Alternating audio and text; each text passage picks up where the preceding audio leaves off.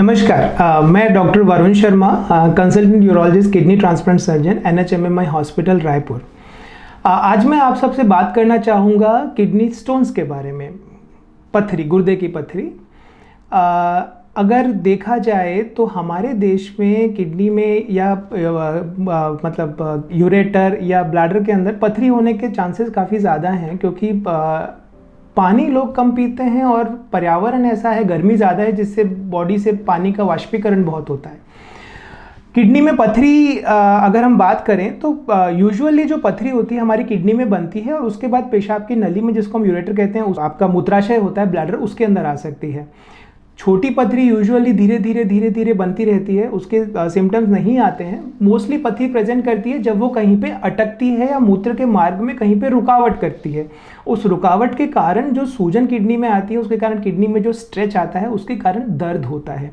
दर्द पत्थरी का कई तरीके से हो सकता है। कौन सी साइड आपको पत्थरी है, उसकी लोकेशन क्या है, क्या वो किडनी में है या उसकी पाइप में है या आपकी पेशाब की थैली में आ चुकी है, उसके हिसाब से उसका दर्द होता है। दर्द कई बार बहुत तेज होता है, आपको इमीडिएटली हॉस्पिटल जाना पड़ता है, इंजेक्शन लेना पड़ता है उसको दर्द के निवारण के लिए, और फिर जांच में पता चलता है कि हमको पत्थरी है। अब पत्थरी आपको पता चल गई, इसके बाद क्या करना है, हम बात करते हैं। पत्थरी का जो मैनेजमेंट होता है उसमें हमें कई चीज़ें देखनी पड़ती हैं। पत्थरी की लोकेशन क्या है, यानी पत्थरी कहाँ पे है, किडनी में है, पाइप में है या पेशाब की थैली में है। उसका साइज़ क्या है, कितनी बड़ी पत्थरी है। छोटी पत्थरी है उसको हम दवाई देकर इंतज़ार करते हैं, मोस्टली अपने आप निकल जाती हैं। 4 से 5 mm तक की पत्थरियाँ। उससे बड़ी अगर पत्थरी है तो उसको हमें ऑपरेशन द्वारा निकालना पड़ता है। और ऑपरेशन कौन सा करना है ये भी, इसको भी डिसाइड करने के लिए हमें जांच करवानी पड़ती है। पत्थरी कहाँ पे है, कितनी बड़ी है, उसको किस तरीके से पत्थरी तक पहुंचा जा सकता है निकालने के लिए। आजकल जो मेडिसिन का एडवांसमेंट हुआ है, जैसे जैसे हमारी सभ्यता ने एडवांसमेंट किया है, चिकित्सा की पद्धतियों ने भी एडवांस किया है। जहाँ पे पहले बड़ा चीरा लगाना पड़ता था, अभी जो पेशेंट आते हैं जिनको आज से 20-30 साल पत्थरी हुई थी, 20-30 साल पहले, उनको बड़े बड़े चीरे लगे होते हैं, पत्थरी का ऑपरेशन उन्होंने कराया था। परंतु आजकल उतने बड़े चीरे से ऑपरेशन कराने की ज़रूरत नहीं है। हमारे पास एंडोस्कोपिक प्रोसीजर है, जिसमें हम दूरबीन द्वारा पत्थरी तक पहुंच के उसको तोड़ के निकाल सकते हैं। जल्दी आप घर जा सकते हैं। और कई बार अगर हम मूत्र नली के द्वारा ही अगर पत्थरी तक पहुंच पाते हैं, ऐसे में तो चीरा भी नहीं लगाना पड़ता है। और जो एक हमारे पास एक नई चीज़ आई है, जिसे मैं बोलूँगा एक तरीके से जादू है, समझ लीजिए विज्ञान का, वो है लेज़र। लेज़र के द्वारा हम किसी भी पत्थरी को, जो हार्ड से हार्ड पत्थरी है जिसको यूजुअली नहीं तोड़ा जा सकता था, उसको भी हम लेज़र द्वारा निकाल सकते हैं। जिन पत्थरियों को निकालने के लिए पहले किडनी में हमें ऑपरेशन करके जाना पड़ता था, उसको हम आजकल पतली दूरबीन द्वारा किडनी तक पहुंच के उसको वहीं पे लेज़र द्वारा हम उसको पूरी तरीके से पत्थरी को चूरा करके निकाल सकते हैं। इसमें चीरा भी नहीं लगता और आप जल्दी घर भी जा सकते हैं। पत्थरी के ऑपरेशन का मैंने आपको मोटा मोटा बताया। अलग अलग तरीके की पत्थरियों को, अलग अलग जगह की पत्थरियों को अलग अलग तरीके से ऑपरेशन करके निकाला जा सकता है, बट सभी में लेज़र बहुत ही कारगर है। किसी भी पत्थरी को हम उसके द्वारा तोड़ के और पत्थरी से आपको मुक्त कर सकते हैं। पत्थरी बनती कैसे है, ये एक बहुत सामान्य सवाल है जो सब लोगों के दिमाग में आता है। क्या हम ये खाना बंद कर दें, क्या हम वो खाना बंद कर दें। लोग यूजुअली जैसा बाहर सब बोलते हैं कि बीज वाली चीज़ें खाने से पथरी हो जाती है या दूध पीने से पथरी हो जाती है। देखिए, ये भ्रांतियां हैं। दूध पीने से पथरी नहीं होती है। अगर आपको पथरी हो गई है तो आप प्लीज़ दूध पीना बंद मत करिए, आप में कैल्शियम की कमी आ जाएगी। अगर कैल्शियम की कमी आएगी तो आपके शरीर में ऑक्सलेट बढ़ जाएगा और आपको ऑक्सलेट के स्टोन होंगे। ये सिर्फ मैं आपको इसलिए बता रहा हूँ ताकि आप कहा सुने में ये बंद कर दिया, वो बंद कर दिया। लोग पूछते हैं हम टमाटर खा लें।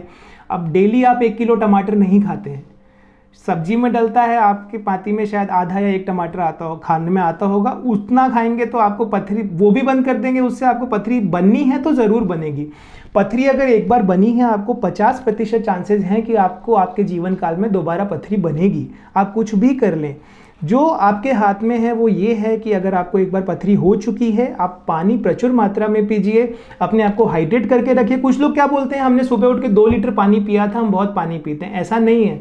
आप सुबह 2 लीटर पानी पी लेंगे, आपको पूरे दिन भर हाइड्रेटेड करके नहीं रखेगा। आप उसको 1-1 घंटे में अगर आप 1 गिलास पिएंगे, उस 2 लीटर को आप इस तरीके से पिएंगे तो वो आपको एक हाइड्रेशन आपका मेंटेन करके रखेगा। आपको एक बार अगर पथरी हो चुकी है, आप 6-6 महीने पे सोनोग्राफी करा के देखते रहिए, दोबारा पथरी तो नहीं हो रही है।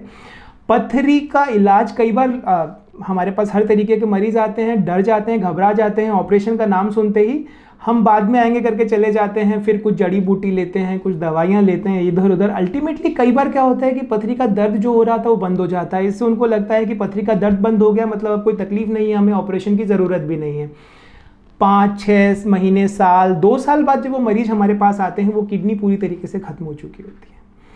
ये आपको जानना बहुत ज़रूरी है। अगर पथरी आपके मूत्र मार्ग में रुकी हुई है, वो आपकी किडनी को पूरी तरीके से ख़त्म कर सकती है। और ये भी एक कारण है किडनी फेलियर का। अगर दोनों किडनी में पथरी है, आप समय पे इलाज नहीं कराते हैं, तो ये आपकी किडनी के ऊपर भी नुकसान कर सकती है, आपका क्रिएटिनिन बढ़ सकता है, अल्टीमेटली आपकी वो किडनी पूरी तरीके से ख़त्म हो सकती है। अगर आप नहीं इलाज करवाते हैं, वो आपकी किडनी में इन्फेक्शन कर सकती है, जिसको हम सेप्सिस बोलते हैं, और वो इन्फेक्शन आपके पूरे शरीर में फैल सकता है, आपके पेशाब में खून आ सकता है।